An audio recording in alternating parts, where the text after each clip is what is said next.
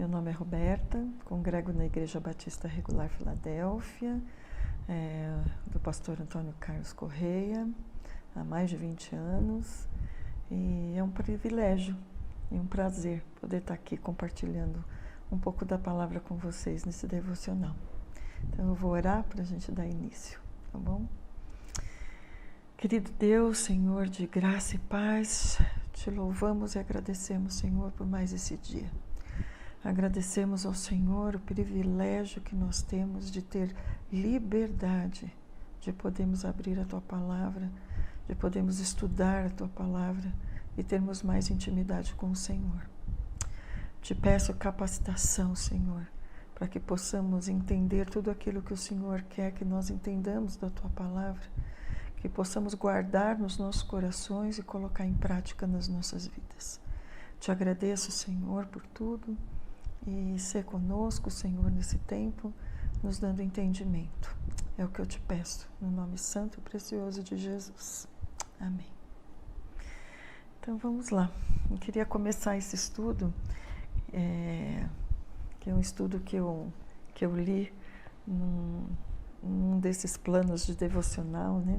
Foi um trechinho só, porque ele era mais longo, mas começar com uma pergunta.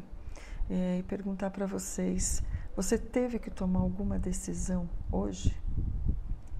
Fazer alguma escolha? Por exemplo, que roupa vou usar? O que faremos de almoço? Lavo primeiro o banheiro ou a cozinha, se for o dia da faxina? A verdade é que em todo tempo nós temos que tomar decisões, temos que fazer escolhas.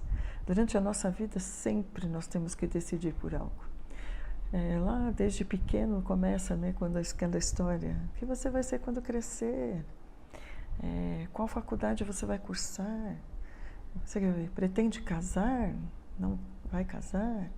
Compro ou não compro determinada coisa? E assim nós vamos seguindo, né? De pequenas escolhas até grandes decisões, o tempo todo nós temos que optar por algo. Antigamente eu acho que era mais fácil, né? Eu lembro quando era criança que a gente não tinha muitas opções, né? Em relação à roupa era assim, a roupa de sair, a roupa de brincar, ficar em casa. Sapato de ficar em casa, senão o sapato de sair. Brinquedo, nossa, época de Natal, brinquedo. Ai, que brinquedo escolher? Não tinha muito o que escolher, a gente não existia tantas opções assim.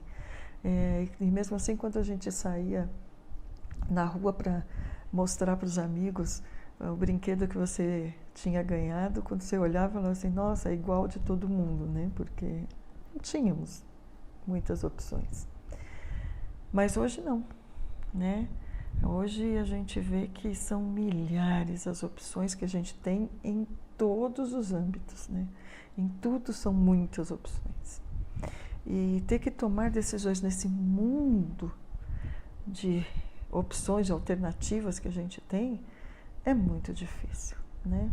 E isso acaba gerando em nós muita indecisão. O que escolher? E eu lendo esse texto, eu falei assim, nossa, então quer dizer que tomar decisões nos levam a ser indecisos, a ter indecisões? Mas não é só o tomar as decisões, né, que nos levam a ser indecisos. Às vezes tem outros fatores também, como a gente ser perfeccionista, como, né, a gente ter medo de errar, que as coisas não saiam bem feitas. Isso pode gerar indecisão. A imaturidade, que ela gera insegurança, isso também pode gerar indecisão. O medo que nós temos de nos responsabilizarmos pelas consequências das decisões que temos que tomar. Nossa, eu vou ter que fazer isso, mas a responsabilidade é tão grande, será que eu faço? Não faço? Né? A infidelidade, traumas e a nossa própria natureza frágil e falha, ela também gera indecisões. A nossa inconstância também causa indecisões. Por isso, as nossas crenças, quando elas não estão bem firmadas, né, elas geram dúvida, porque a gente fala, obedeço ou não obedeço? Faço ou não faço? Mas uma coisa é certa, Sempre que nós precisamos tomar uma decisão, a gente se baseia nas nossas convicções, né? E isso é que a gente precisa se preocupar, que as nossas convicções estejam firmes no que é certo, né? E o único que nos mostra o que é certo e que não causa indecisões nas nossas vidas é Deus. E por isso que a gente precisa afirmar as nossas convicções no Senhor, na palavra de Deus. No nosso Deus, não há variação, não há mudança. Uma das características do nosso Senhor é a sua estabilidade. Não há nada, nem ninguém que seja mais confiável e estável do que o nosso Deus. Ele é o nosso refúgio, Ele é a nossa fortaleza, Ele é a nossa esperança, porque Ele é fiel, Ele é justo, Ele é reto, Ele é a nossa rocha inabalável. Lá em Deuteronômio 32:4, fala assim: Ele é a rocha, as suas obras são perfeitas e todos os seus caminhos são justos. É Deus fiel, que não comete erros, justo e reto Ele é. Em Números 23:19 também diz que Ele é um Deus não é homem para que minta, nem filho de homem para que se arrependa. Acaso Ele fala e deixa de agir? Acaso Ele promete e deixa de cumprir? É claro que não. Esse é o nosso Deus. Ele é a nossa rocha. Nele não tem erros. Ele é reto, Ele é fiel, né? Ele não é mentiroso. E é Ele que pode nos auxiliar nas nossas escolhas. Mas sabendo disso tudo, muitas vezes ainda, quando tomamos uma decisão, a gente começa a pensar: será que eu escolhi certo? Será que eu escolhi errado? E se eu tivesse escolhido outra alternativa? E se? E se? E se? E a gente fica sempre no e se. Mas em Isaías 30:21, ele diz: quer você volte para a direita, quer se volte para a esquerda, uma voz nas suas costas dirá a você: este é o caminho, sigam. Ele nos mostrará o caminho. Ele vai dizer para a gente o que a gente deve fazer.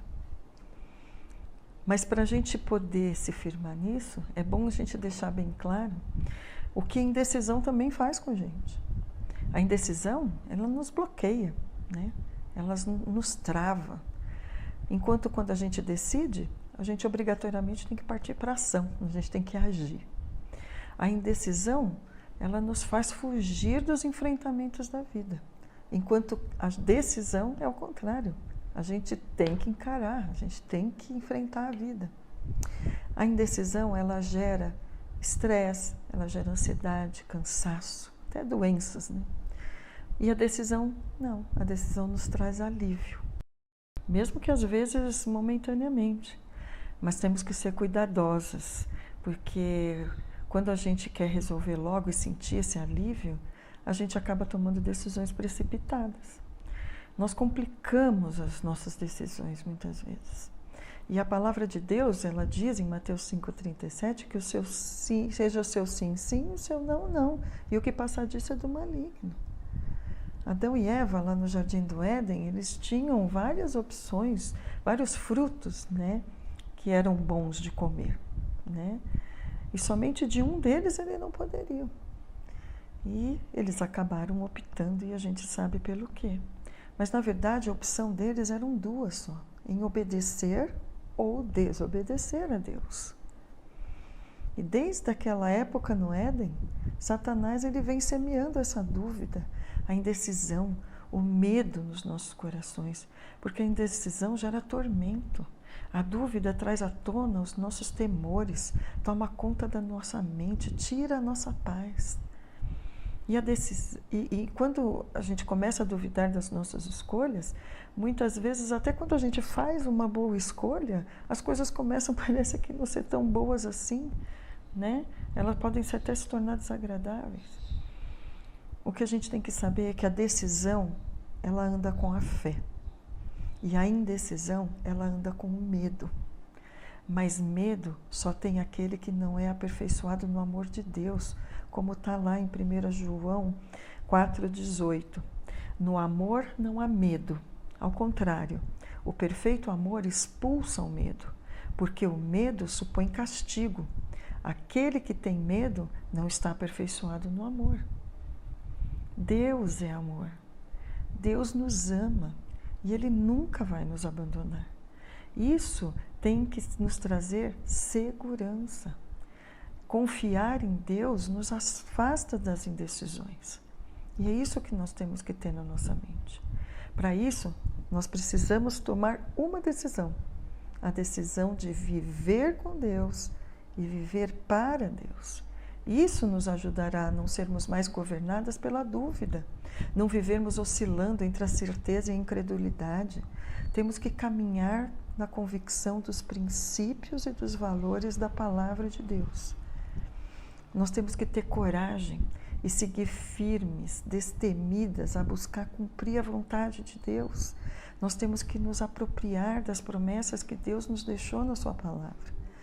Em Salmo 27:1, ele também fala sobre o medo no sentido que o Senhor é a minha luz e a minha salvação.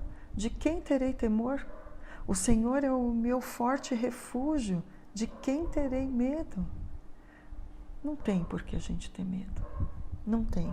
Por mais que Deus tenha nos dado a liberdade de escolha, né? Porque Ele nos deu o livre-arbítrio para fazermos as nossas escolhas, como está lá em Gálatas 5:1, que ele diz que foi para a liberdade que Cristo nos libertou. Portanto, permaneça firmes e não se deixem submeter novamente ao jugo da escravidão. Deus nos libertou, Ele nos tirou do império das trevas e nos levou para o reino do seu amor, do Filho do seu amor. Nós temos a certeza de que temos essa liberdade de escolha, sim. Né? Ele deixa a gente decidir, a gente escolher a opção, mas Ele nunca vai nos deixar à deriva. Porque mesmo para tomar as nossas decisões, Ele nos deixou a sua palavra para nos guiar, para nos orientar, para que possamos optar com sabedoria. Ele também enviou Jesus para nos mostrar qual era a maneira certa de obedecê-lo, nos ensinou como seguir a vontade de Deus, e Jesus nos ensina isso na sua palavra. E como se não bastasse tudo isso, ainda Jesus nos deixou o Espírito Santo que nos orienta.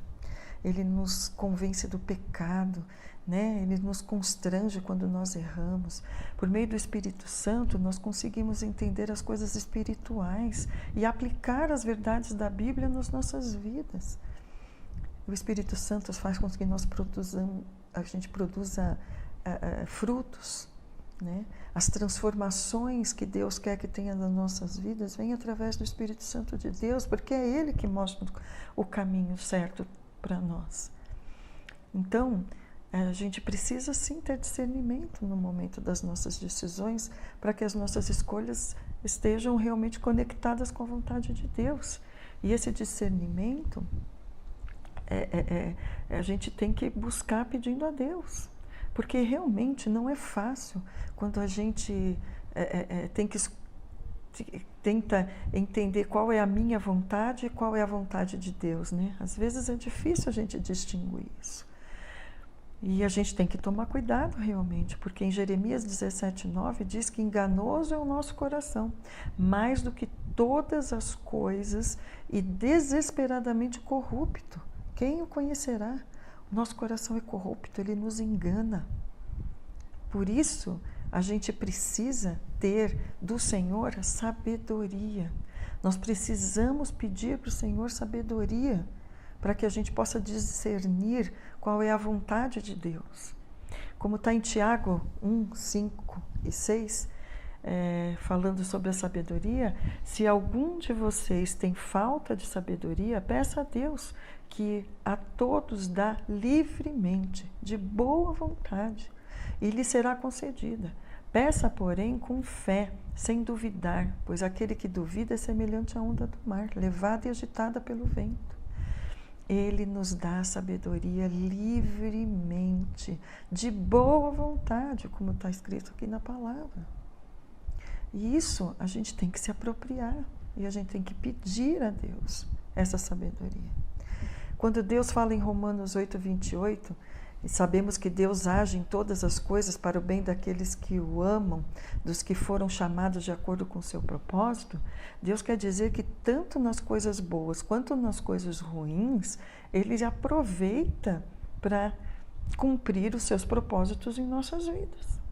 Nada sai do controle de Deus. Até mesmo os erros podem ser usados para alcançar o objetivo que Ele estabeleceu para a gente. Às vezes, nós sabemos até o que queremos, mas às vezes a gente não sabe como fazer para chegar lá. Mas quando a gente confia em Deus, Ele nos guia para o alvo. Mesmo que a gente ache que o caminho não é aquele que a gente imaginava. Não permita que a sua mente fique dividida, fique indecisa. Deus pode fazer algo maior e melhor do que pedimos ou pensamos. É só confiarmos que Ele está na direção das nossas vidas. A indecisão, ela virá. As decisões vão ter que ser tomadas. Mas Deus, Ele é conosco. Ele nunca vai nos abandonar. Ele é fiel, Ele é justo, como nós vimos. Ele nunca vai deixar de ter o controle de todas as coisas. E nós só temos que confiar. A gente só tem que confiar nesse Deus que está no controle das nossas vidas. Eu quero terminar lendo com vocês Efésios 3, 20 e 21. Aquele que é capaz de fazer infinitamente mais do que tudo o que pedimos ou pensamos, de acordo com o seu poder que atua em nós, a Ele seja a glória da Igreja e em Cristo Jesus, por todas as gerações, para todo sempre. Amém? É Ele que atua em nós. A gente planeja, mas quem realiza é Ele, porque é Ele que está no comando das nossas vidas. Nós precisamos confiar em ter intimidade com esse Deus. Amém? Eu vou orar. Glorioso Deus e Pai de amor, ó Pai, por tantas vezes somos indecisas, por tantas vezes, ó Pai, não conseguimos distinguir, discernir entre a nossa vontade e a Tua. Muitas vezes escolhemos e decidimos não da maneira correta, mas o Senhor diz que nos ama, o Senhor é conosco e o Senhor não abandona aqueles que o buscam. Por isso, Senhor, obrigado, ó Pai, por mesmo sabendo que às vezes podemos fazer escolhas ou decisões erradas nas nossas vidas, a Sua voz vai nos falar: este é o caminho, sigam, não vá por aí. Ó Pai, obrigada. Obrigada porque o Senhor é o nosso Deus, é o nosso refúgio, o Senhor é a nossa fortaleza, o Senhor é o nosso porto seguro. E obrigado, ó Pai, por sabermos que podemos, diante do Senhor, colocar todas as nossas angústias, todas as nossas aflições e todas as nossas decisões, para que a gente possa fazer o melhor, sempre buscando agradar e glorificar o Teu nome.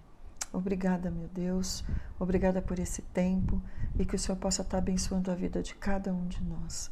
Lembrando de cada pessoa, Senhor, que no meio dessa pandemia tem sofrido tanto, Senhor, meu Deus. Nós não sabemos quantas pessoas estão sendo acometidas ou pessoas que conhecemos que estão sofrendo com essa doença, com esse Covid, mas o Senhor sabe e cremos no Teu poder, cremos na Tua misericórdia e sabemos que o Senhor é um Deus da cura. Por isso, Senhor, cuida de todos aqueles que conhecemos, de todos aqueles que estão necessitando, Senhor, da Tua cura nesse momento, mas que principalmente, Pai, o Senhor possa estar cuidando daqueles que ainda não Te conhecem e que necessitam da Tua cura espiritual. Tem misericórdia, Senhor, nos fortalece e cuida, Senhor, para que sempre possamos tomar as decisões melhores, aquelas que vão ao encontro da Tua vontade, porque ela é boa, perfeita e agradável. Obrigada, Senhor, Te agradeço em tudo, no nome santo e precioso de Jesus. Amém. Amém. Muito obrigada pela oportunidade e que Deus abençoe. Tchau.